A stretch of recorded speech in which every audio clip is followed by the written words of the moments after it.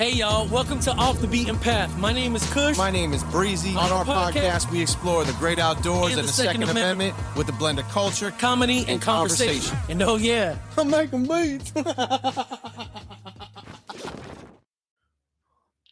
All right, everybody. I want to welcome you back to another episode of Off the Beaten Path. You can see, obviously, my best bud, my best friend, Rob Breezy. He's here. And we have an amazing guest, Adrian. I've said that this entire season, which is okay because all these ladies we've had featured have been nothing short of amazing. Adrian, like every other lady we've had featured on the show, I'm going to allow is the wrong word. I'm going to let you do the intro for yourself. So tell our listeners a little bit about yourself.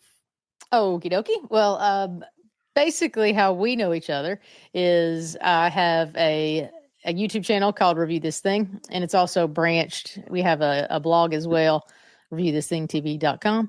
And so we started the YouTube channel and the blog basically, and we can get more into this in a little while, but so we could review things. That's, pretty ingenious name there.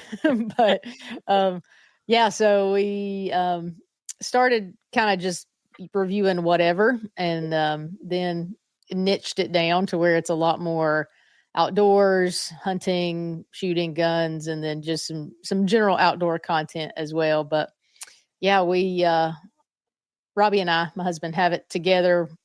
Been married 21 years, which is insane. But it's great. We're we're at a stage where we're trying to learn to trust and obey and go where God leads us. Trying to be better at it. We're a very controlly people. It's a daily effort, right? Every day.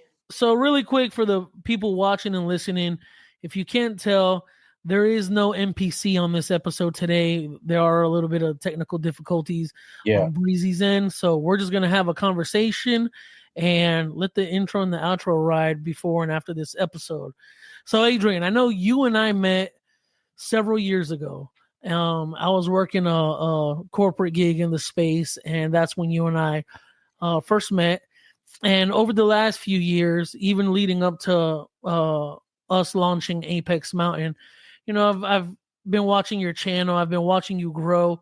The first thing I want to ask you is, how did Review This Thing get started, and what motivated both you and Robbie to launch this? So, and the idea was in 2019. We were on a vacation.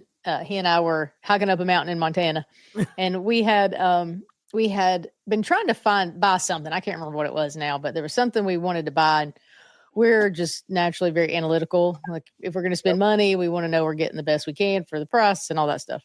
And so whatever this was, we had watched like video after video after video, and I hate to put it this way, but just none of them were good. And we still had questions after spending all that time. So we're hiking up this mountain, and, we're both like, I feel like, not that we're like awesome, but like, I feel like we could do a better job. I feel like we could do this. And so we're like, we should call it Review This Thing, and we could review all kinds of things. And, awesome. And we kind of just spitballed the whole methodology. And so that was in the summer of 19. And then it just kind of went on the back burner. Life, stuff too busy, how we are. And then, of course, we all know what happened the next year. Yep. The weekend traffic slowed down at our day jobs. We were still working. We didn't have, we were essential. So we still had to go to our jobs every day, but, we were home a lot more because, you didn't go anywhere. And so we were like, it's about time. Let's start this YouTube channel. Let's do it. So I initially started it, just me, for probably, so we started in May of 2020, started getting a little more consistent around December-ish, I guess, of 2020. Yep. And then in 21, I went to the summer of 21, I went to my first POMA event, and I went by myself. Robbie was not involved at all really at this point. Okay. And that's when it kind of started niching into more hunting and guns and stuff like that. And then the next POMA event was in Montana. Yep. And so full circle. So of course he wants to come to Montana. So he came with me. And I think just being around that environment and the outdoor space and the cool people. And that's I think really when he was like, hey, I want to be involved and I want to help you make this grow to whatever we can make it become. And so that's really, yeah, that's beautiful. That's awesome. And you guys are awesome, by the way. I don't know You're about that. Awesome. That awesome. Yeah, no, you are that awesome. What was the first video y'all did? So, okay. I think I said this, but when we first started, I was very, very purposeful that it was not going to be pigeonholed into one thing, because I was like, if we go on a cruise, I want to review it. If we buy a TV, so I was like, okay. So the very first thing we reviewed was a pair of Bose noise canceling earbuds. Wow. Yeah. Okay. And then so the first 5 were like Bose noise canceling earbuds, a book, Dave Ramsey's book, frozen pizza. Yep. Yeah. And what else was it? Frozen pizza. I don't remember, but it was very much like earbuds, pizza, air fryer, cooler, like. And we've learned a lot since that first one. It's pretty funny to go back and see some of the first few. Like, didn't really have any idea what B-roll was. Yeah. It's funny. It's all stuff you learn along the way, though, right? Oh, for sure. Yeah. Yeah. And like, I feel like videos we make 6 months from now are going to be better than ones that we make now. So of course. Yeah. So when did you guys decide to start going into the outdoor / two-way space? Well, so by nature of just what we really enjoyed doing, like we love to hunt, we love to be outside. And so whenever I'm trying to think, so basically when the switch really flipped for us. So the November of 2020, we have some friends that live in Missouri that we've gone out and hung out with when deer hunting. And we had gone out there and we brought our guns and we had shot them. And it was, we had just had like these guns that we hadn't, we weren't great shooters. We just, we were kind of, I don't know how people are where you all are, but where I'm from, if you, maybe before deer season, they go out, shoot a pie plate. If you can hit it, great. Let's go kill some deer. Yeah. And that's, kind of how we were. And then that deer season, we'd gone to Missouri, and our friend had bought his daughter a Bergara Ridge. So a rifle and 6.5 Creedmoor. Yeah. And it's funny. I almost hesitate to share this, but at that point, I didn't even know that 6.5 Creedmoor was a caliber. Yeah. Much less like the vast amounts of information that I know about this stuff now, but I didn't even know it was a caliber. Mm. And so we shot that gun. It was absolutely amazing. And we had both tagged out. So we had some time. So we drove deals and ended up using the points on our credit card to buy 2 rifles and 2 scopes. That's and like awesome. That was our first really taste of like, okay, like the gun matters, the scope matters, like isn't that amazing? Like when I first started learning about cartridges and the different types of ammo out there, I was like, what is 6.5 Creedmoor? And then obviously the more you delve into it, you realize, oh, it's a flatter shot. And then like, well, what's the grain? And you start like going into that, and then you're like, oh, what's plus P? And it's just so many layers when it comes to the firearm space. And what's cool is, like Rob and I have said this last season, even this season, is that if you just tell somebody, I don't know, they'll be more than happy to dump their knowledge base into you. But the other side of that is, if you are a content creator of any kind and you say something incorrectly, the internet will let you know. Oh yeah. And that's one thing we've, from the beginning, and I mean, we're probably at a good size where there's not a lot of trolls, and occasionally I'll get some comments like, "Oh, I hate it when women try to steal men's hobbies," or "need to make a cooking show," and stuff like that. Oh man. And it's funny. We'll get to that in a second. But anyway, it's might not be a bad spinoff. Like do a cooking show. Hey, except it's Robbie on there. Yeah, that'd be lovely. I would love that. That's right. But yeah. So overall, we get pretty good comments. But from the beginning, I'm very quick to say, "Hey, listen, I am not the expert in this. I am learning. We do the best we can, and I know some stuff now, but there are a lot of people know a whole lot more than me that can take you down a rabbit hole way beyond anything I can imagine." And I think, what's your core demographic? Like, is it other people who are like wanting to know more about specific things, or is it like people who've been following you already on your journey, or is it both? I think, yeah. So it's funny because the demographic is largely, it's like 92% male and largely like 25 to 55. So Wow. it's like very broad.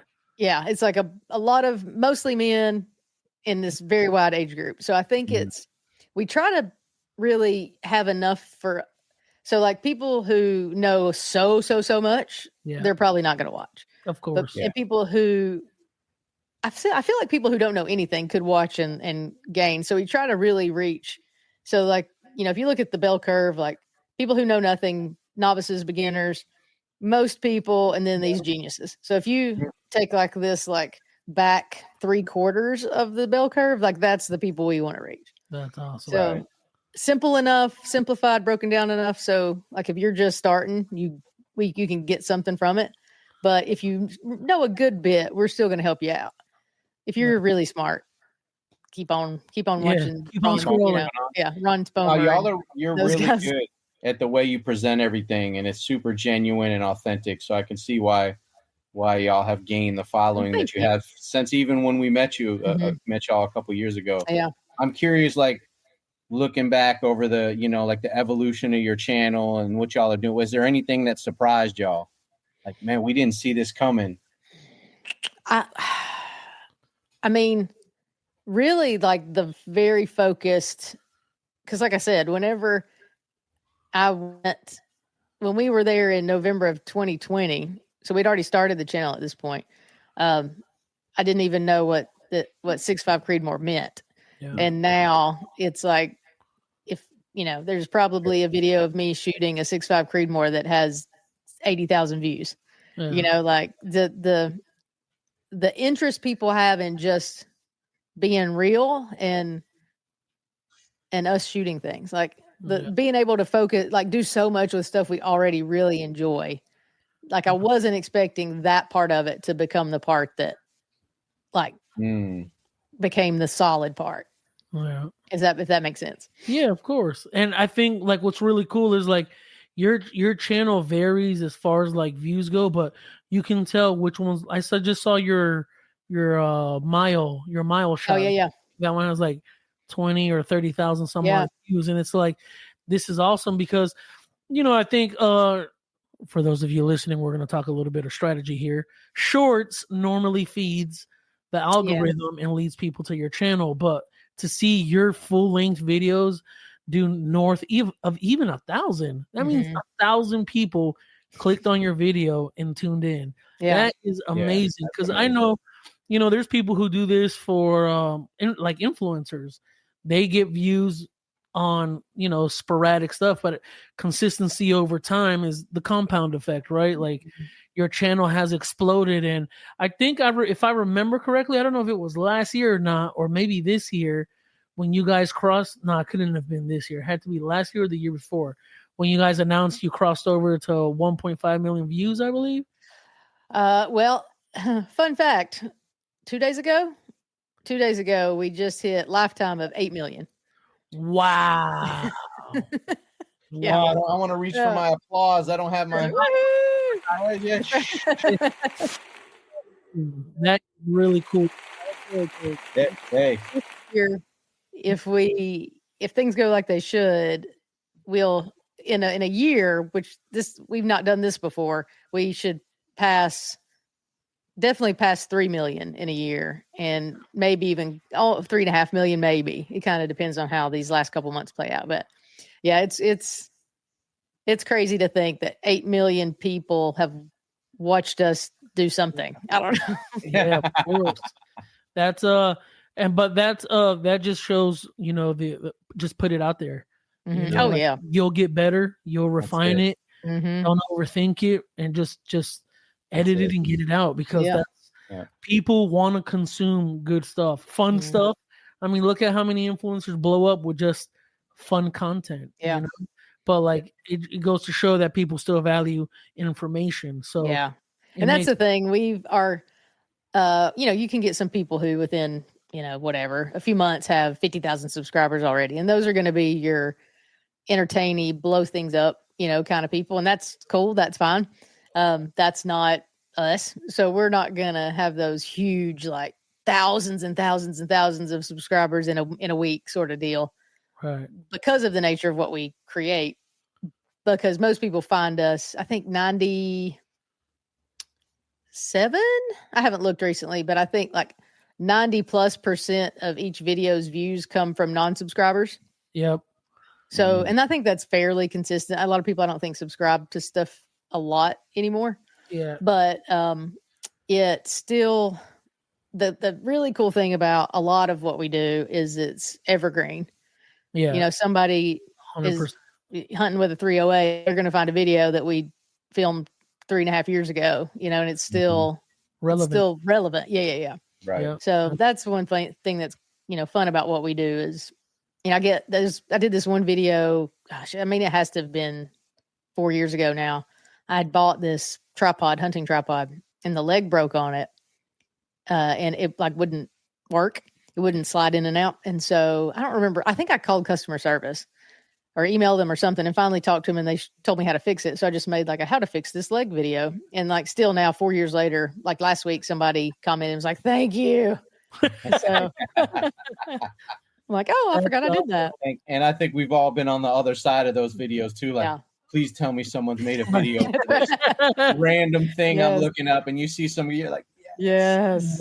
Yeah. Save. Yeah. And it's and I think one thing, and I hope this comes across in our videos, I think it does, is our heart really is helping people make better decisions, helping people solve a problem, where if you're looking for a new rifle, then you can watch our review. You can watch us shoot it and see how it does. And then be like, I don't really like that. Or like, oh yeah, I want that for sure. I kind of want to dive into that, because it's funny. I just made a post about this on LinkedIn. Like when Rob and I launched our agency, we came out knowing, we want to make sure our faith leads us, the Lord, right? The Lord leads us.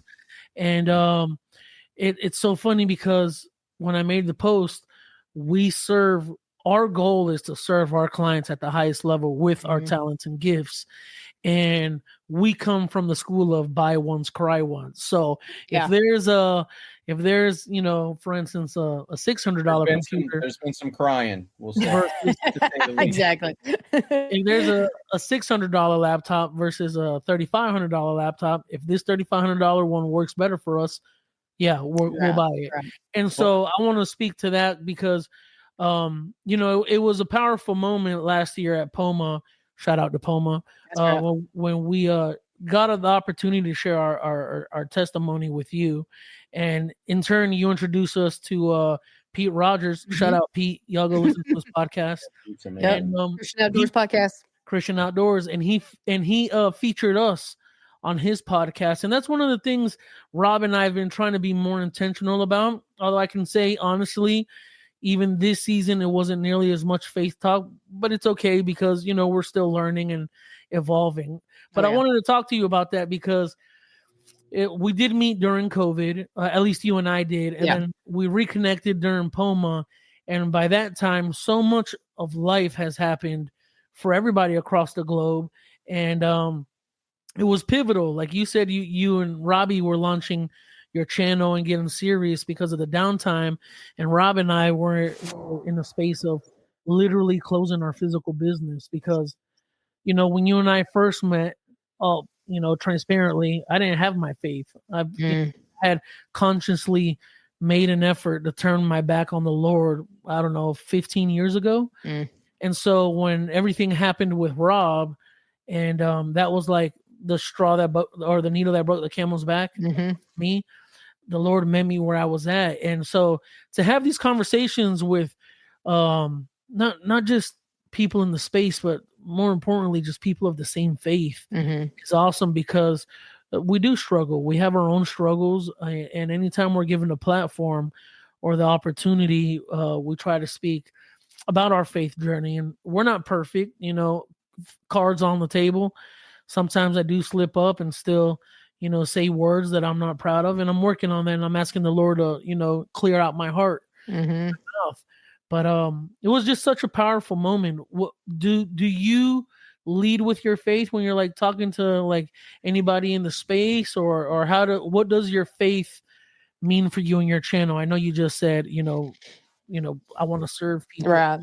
And that's one thing we never hide it. Like it's never, we don't ever pretend like it's not there. Right. We probably, it's not something we haven't made a conscious effort to be at the forefront. Right. We should do more. We've actually talked about that recently, but I have a couple shirts that I love to wear that people will notice. There's one, it says "Not today, Satan." So I wear that one a lot. There's another one. I love it. It says "Something's got to die." And then it has 1 Peter 2:24. And I wear that sometimes in the videos because it gets people's attention because it's, something's got to die, and kind of has a double meaning, a hunting shirt. Like, something, we're going hunting, something's got to die.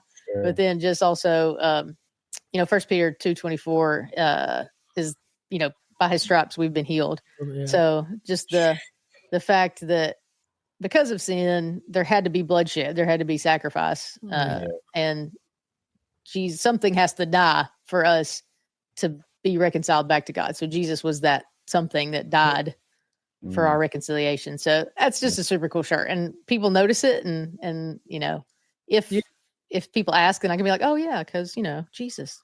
Yeah, right. And that's cool. Go ahead, Breeze. Well, no, because I love Cush was watching, from the outside as our faith story, and we talked about it. We were intentional with talking about it to start the season off because it is a critical part. It's a crucial part of what we do, how we do things, why we do things, and I love hearing testimonies. So I'm curious, like, as far as how did you find your faith?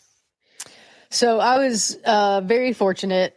If you spend much time in the South, it's probably a story you're going to hear a lot. I was raised in a home where I went to church every Sunday, and it was a good old country church and a Bible believing church. And I was about 7. I think I was 6 or 7, and our good old country churches have revivals. Oh yeah, so that's right. And so that's right. The pastor was preaching. I don't remember what it was about, but and you every person has a different age where it makes sense, and like I very clearly remember at 7 at being in that I can still be there. Wow. And like the whole you both know that Holy Spirit stuff where you're gonna throw up if you don't get up, like you gotta go, you gotta do it. And I remember just being so excited. I had my dad's dad was a preacher, and his mom, and I don't know if I didn't somehow connect this till later, but before they got married, before my grandma and grandpa got married, she and another lady, she was an evangelist and traveled around doing ladies events. And this was in the 40s, I guess, 40s or 50s. And so, she was an evangelist and preached and sang. And so I was excited. I had to call them and tell them. And, through the years, there's definitely been, thankfully, I don't necessarily have that story where I wasn't real and I back and, that wasn't a real moment of transformation. He's kept me on a path that is with him. Yeah. Now that doesn't mean it's always been easy and roses and chocolates, and we've had our moments and our, I would say arguments, but really it's just me whining.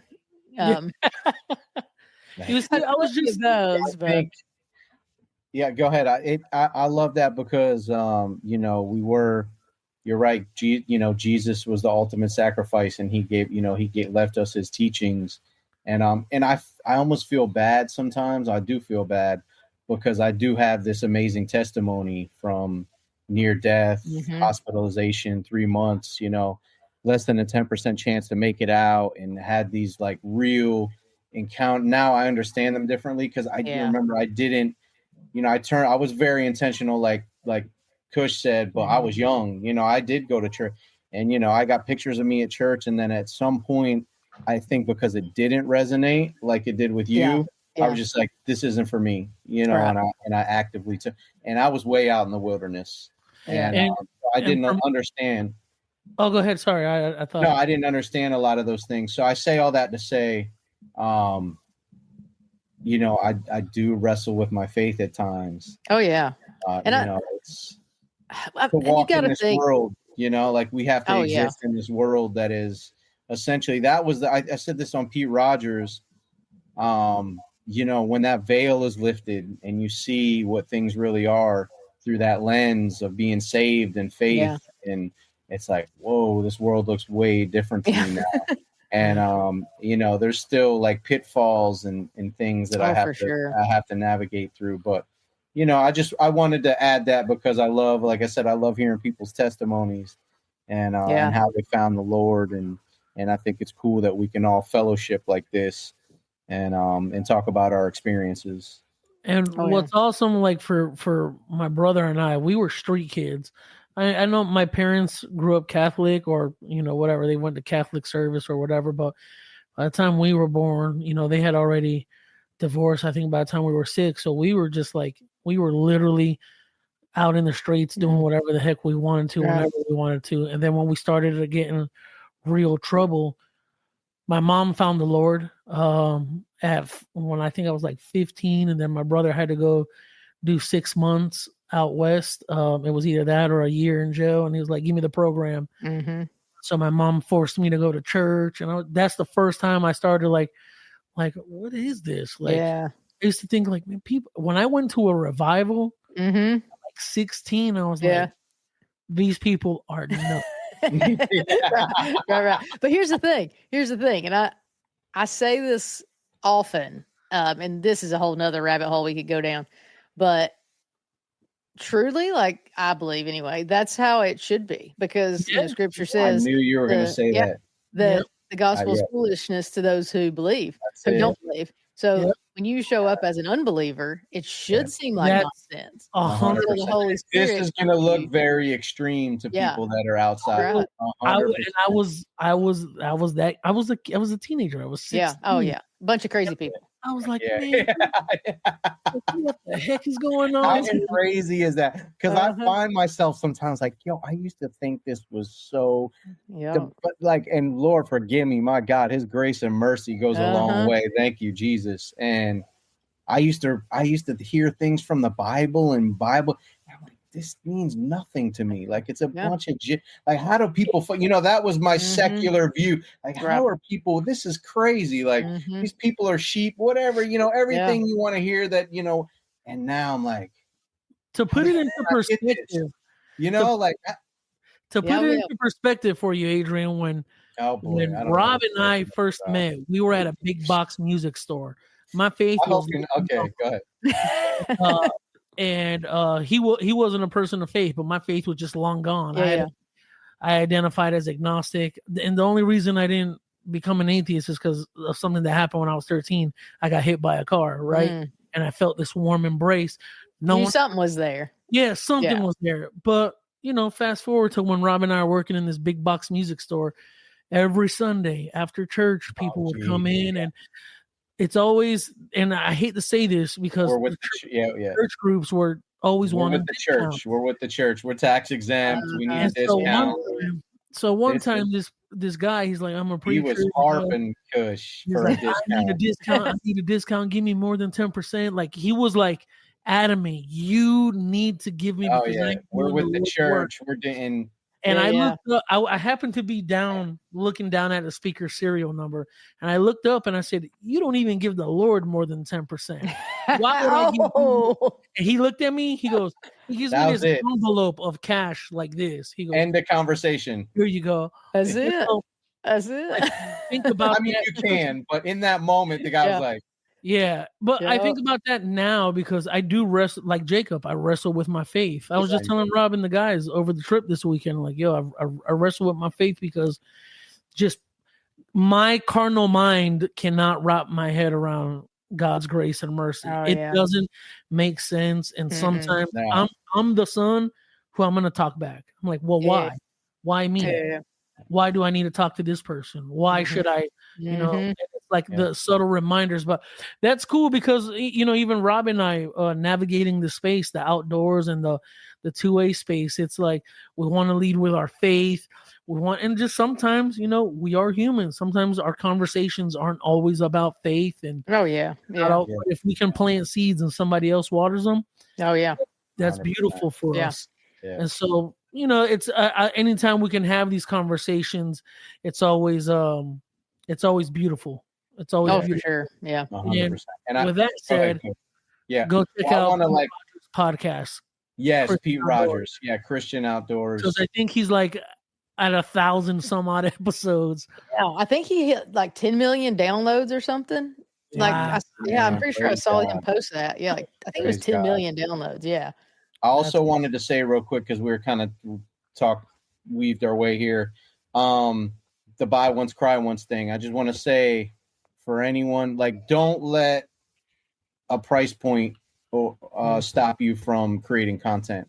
We've never also, in the same token of us being buy once, cry once guys, we also don't look at someone that's got $100,000 worth of gear and we don't stop us from, hey, we're going to, regardless of what our equipment is, we're going to figure it out. We're going to do it. We're going to make it work. So I love that that's never stopped us when it's come to, because, like you said, that there's some serious rabbit holes in anyone that creates content or looks at cameras or, it goes deep. We know guys that got $25,000 lenses on their camera, just the lens. And it's like, but it's okay because we make, like, praise God for our gifts and talents and we utilize them with whatever gear we have. So just don't let that over analysis paralysis stop.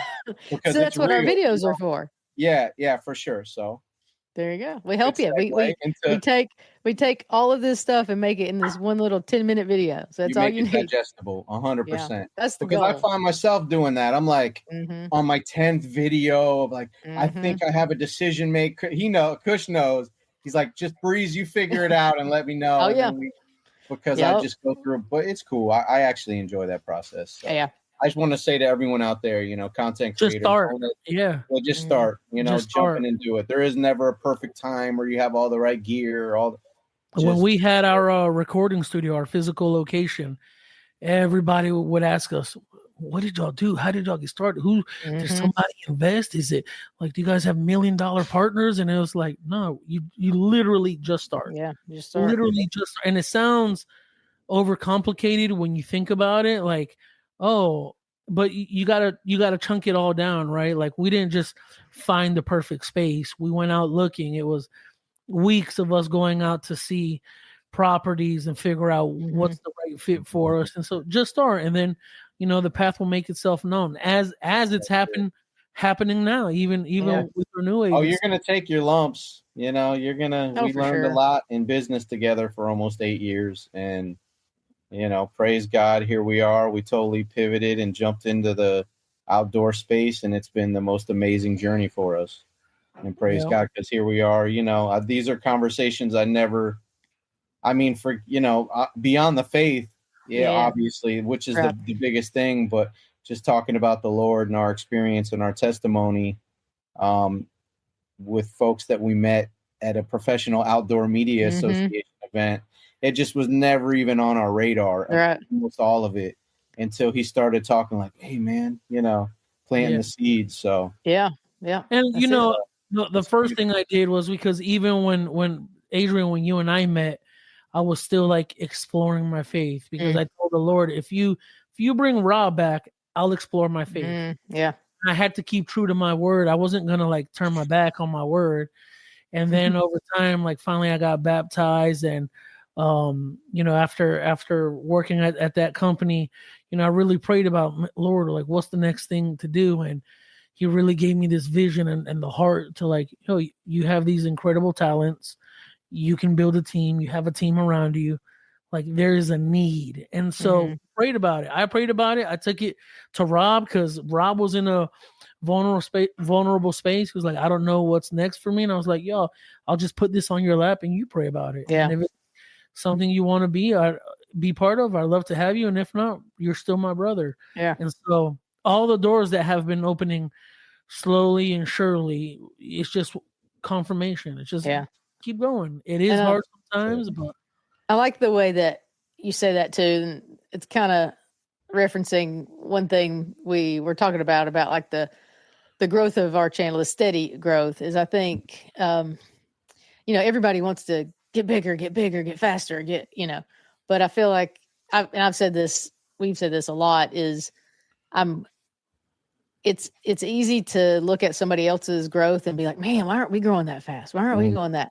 But then it's also, part of it has to be like, okay, this is our journey. This is the journey that God has us on. Yep. It's not his journey, her journey. I can't look at their opportunities and be like, oh, why not me? Because look at all these opportunities that I have. Right. And if I think sometimes and we've definitely like, way we kind of bring it back down is like, first of all, super grateful for everything, all the opportunities that we've had, because the number of conversations that we have had where we're like, and this is like a monthly thing, for like, could you imagine if 5 years ago somebody told you that XYZ, like, what would you have said?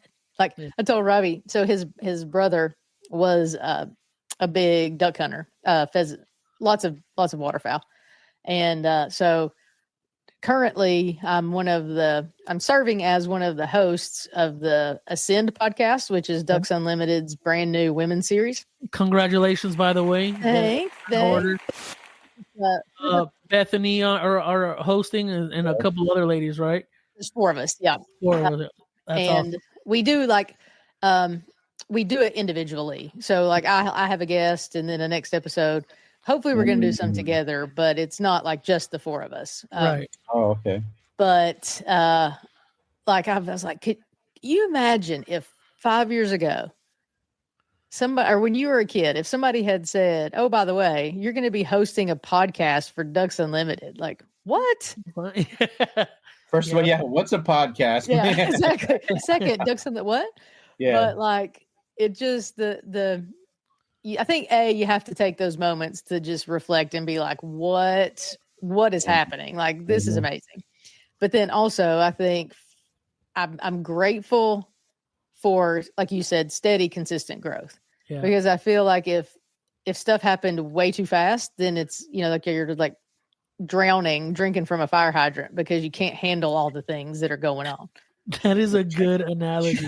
Drinking from a fire hydrant. Yeah, that's I love that. And you know what? Like what you're saying is so spot on, because like the one thing we keep hearing across the space is our creative, your videos, your posts, everything. And it's like, it's good to hear, but all praises go to God first.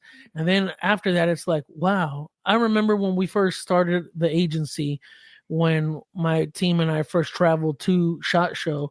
How many followers did we have, Rob? 29? It was like 39. Yeah. And here we are. I'm sorry. Only because there was a moment, those moments you had, like, it's seared into my mind, because we've always said this. We look, regardless, if you don't know us from anyone and we're walking around with these big cameras, we look like a film crew. Yeah. Right. Yeah. Like no one's checking credentials. They're just like, these guys look official. So we were doing a video, and I saw the guy find us. I'm right there because Cush is locked in, and I see the guy find us, and he sees that we got 39 followers. And I literally saw his face when he looked. He was kind of like, oh man. Yeah. Oh geez. And then this year it hurt a little bit. Guy, I was like, oh. This year the same guy saw that we were over 2,000. Yeah. So and we have a really good relationship now, which is cool. He's like, yo, man, it's amazing to see. Where was one of the first interactions we had at SHOT Show was with him. Our YouTube channel, not even this one, the separate one with me and my brother 2AR. We're almost at 1,000 subscribers. That's awesome. We've only released a few episodes here and there because we're intentional with how we want to put out content, and then there's this podcast. It's constantly getting downloads week over week. The views are going up, and it's just slow and steady. So we're happy with that. You can't plant a seed and expect it to bear fruit the next day. You have to nurture it, water it, and learn a lot. And that's the thing too, is if you, it's kind of like if you were a little league baseball coach. Yeah. The next job isn't the major league because you're going to do terrible and nobody's ever going to hire you again. So your next job is a step up and then a step up and then a step up. So then when you finally get the major league job, you know what you're doing. Yeah. So if you get these opportunities before you're ready. Yeah. 100%. We say we are, or at least I know I do. Cush and I, hold ourselves to a certain standard. And we always say, let's do at least one thing better with every at least we can look at something and say, that's clearly better than whatever we did. Like you said, we can make something right now that I know this looks good to me. The color is good and I'll see it in 3-6 months. And I'm like, I can see where I could have done that better. You're like, oh, but also you can do that too much. I learned that in the music world, because there was guys that they wanted it to be perfection. Not to say it's like, man, you just got to let it go sometimes. You got to let it go. Like, don't expect it to be this perfect thing. And everything, like you said, slow and steady, because everyone's like, viral, that's such a word. Like going viral and vanity metrics. And I think when you're like cultivating a community, I was talking to shout out Gina versus Gina, because she has an amazing community of folks, and just like y'all do, that trust y'all. If you got, like you said, if y'all got 100,000 subs tomorrow of people that just saw one clip and really don't engage with you, and it's cool, I'm sure it's going to feel good. You're like, hey, but to know that people are really on your channel subbing because they love what y'all are doing and relate to it, and it's like you said, super digestible for us anyway. It's like, it's the better. It feels better. It feels like, okay, these people are really. I call it microwave content versus crockpot content. Yeah. Give me that slow cook. That's what I want. Slow cooker. Slow cook. Right. So one of the reasons we invited you on the show is because you are amazing, and I love your content. I love your heart, but you're also, and that's the theme of this season, is women who are trailblazers. I am that. Yes. Women who are trailblazers. You're one of the few women reviewers in the outdoor space that has built a community slow and steady. I wanted to ask you, what's next for you? I know we kind of talked about this before, we hit record, but what's next for you? Because you can't be just a person in the outdoor space. You actually live this life. So what do you tell the listeners, like, what's next for you? So we mentioned the Ascend podcast for sure. Yep. So check that out. And there's a web series too. And hopefully you'll see me a little more in that. I do some gear reviews. The video that just dropped this past Sunday, there's a little gear review in there that I did. Hopefully the plan is to do a little more content creation for other people.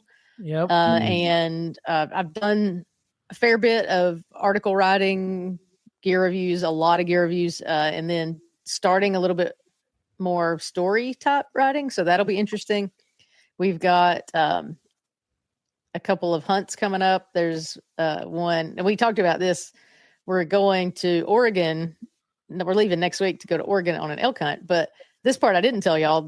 And this is one of those, like, could you have imagined if 5 years ago? So it's actually, we're going to Oregon to spend the time with, have you heard of Pendleton Ammunition? Sounds familiar. I can't say that. So they make custom and semi-custom ammunition. So they have a couple different programs. You can like ship them your rifle and they'll build a load that shoots like, perfectly out of your gun, and then build you 200 of them. And now you've got the best ammunition for your gun. They have where you can buy a package from them that's gun and the scope and the ammunition that they put together. They also have hand loaded ammo. So it's not custom to your gun, but it's hand loaded. So it's going to be a little more consistent than the factory loads. We actually did a video on that a while back. He has turkey loads, that sort of thing, but he also has a guide service and a couple other things. So we're basically heading out there, working through, reviewing the whole ammunition process, the guiding service, so it's work. Yeah. But it's like one of those things. It's like, what is happening? For like going to Oregon to elk hunt, A, B for work. Yeah. So isn't it awesome how many niches there are in the space? Like I realized when I was working at the ammunition company that self-loading and like reloading. Oh yeah, reloading. Oh my gosh, that's a whole huge. Talk about rabbit hole. Whew. Oh man. And then people actually will offer local gun ranges money to buy their brass so they can reload it. Oh yeah. Yeah. I was like, what? They're like, oh yeah, like that's mass, especially with hunters. Like they like to make sure their own loads. I'm like, wow.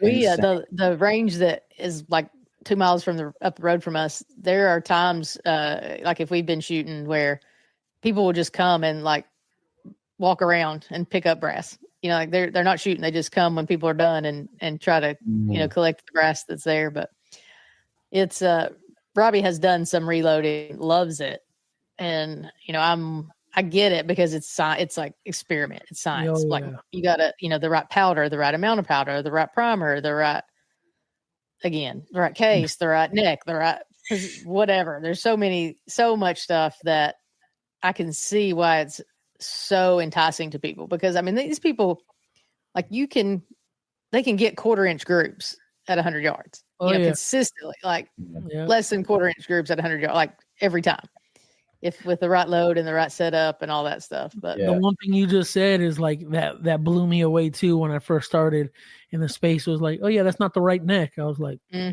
what? They're like, yeah, the neck of the cartridge, that isn't right. And I was like, wait, what? They're like, yeah, look, and then you see, and it's the ever so subtle difference, and it's just like, man, that's a super rabbit hole. All of it. We were talking to a lady out at the NSCA, the San Antonio trip.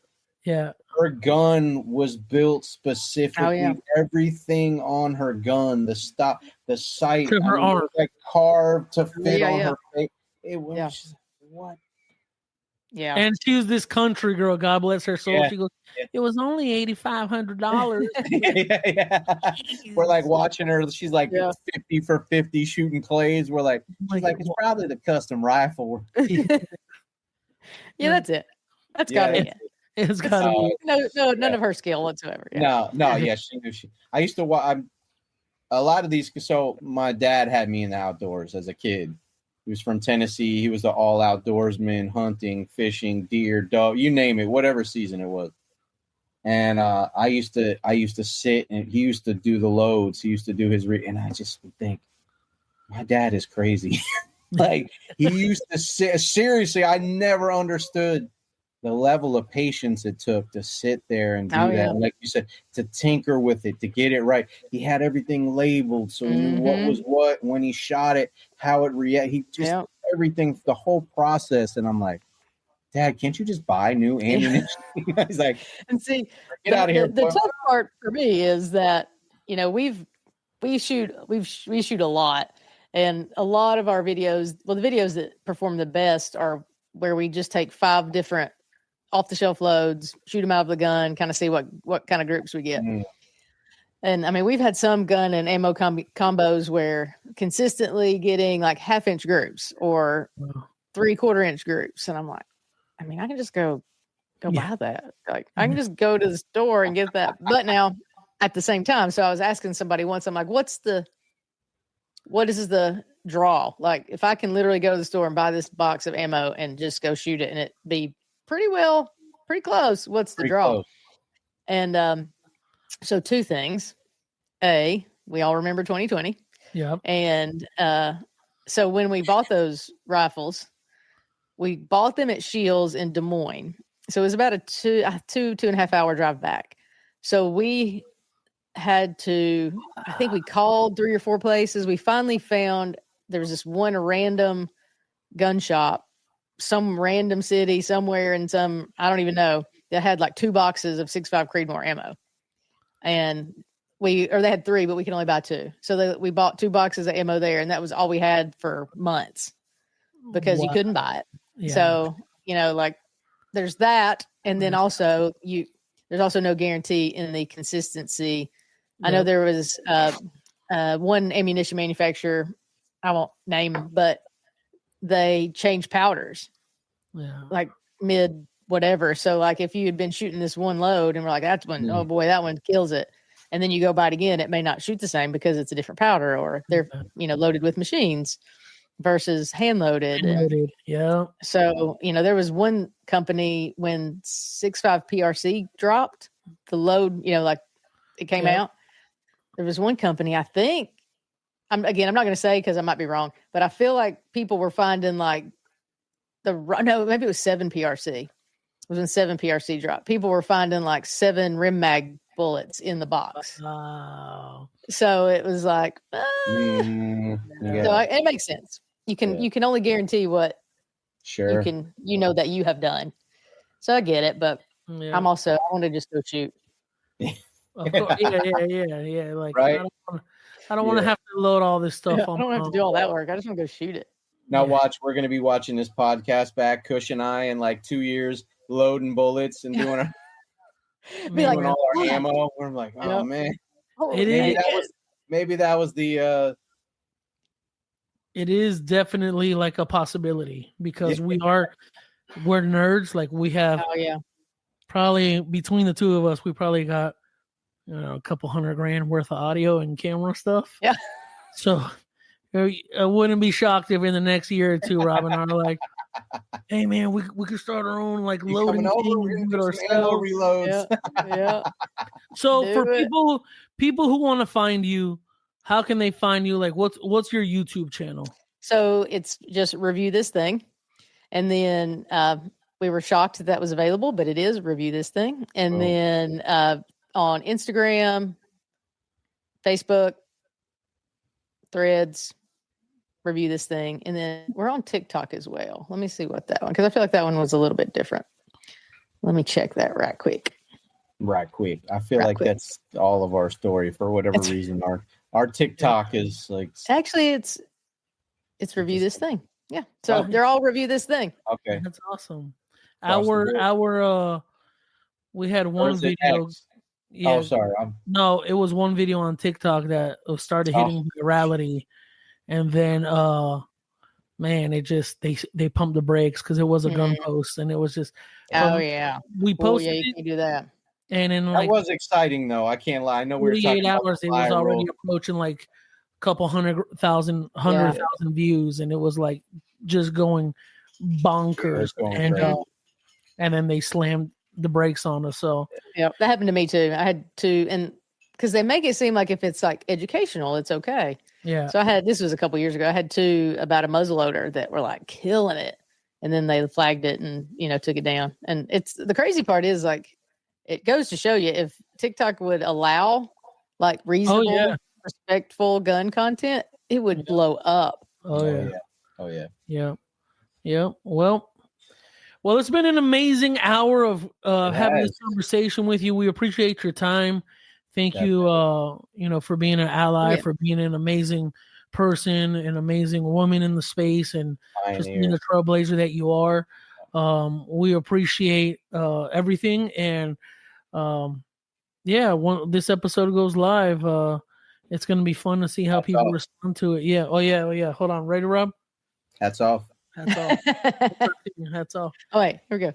Yeah. Here we go. Now, hats off. Yeah. So Thank y'all for having me. It was a lot of fun. It's always great chatting with you guys. I'm sure I'll see you. I'll see you soon somewhere. I feel certain. Yeah, I'm sure we will. If not, definitely. Are you going to SHOT Show this year? It's not in the plans, but you never know. Probably not. Okay. I know. Well, I'm sure we'll see you at some point. Yeah. See you sooner than later.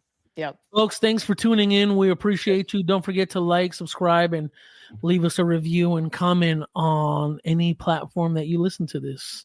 Till next time, have a good one. Thank you.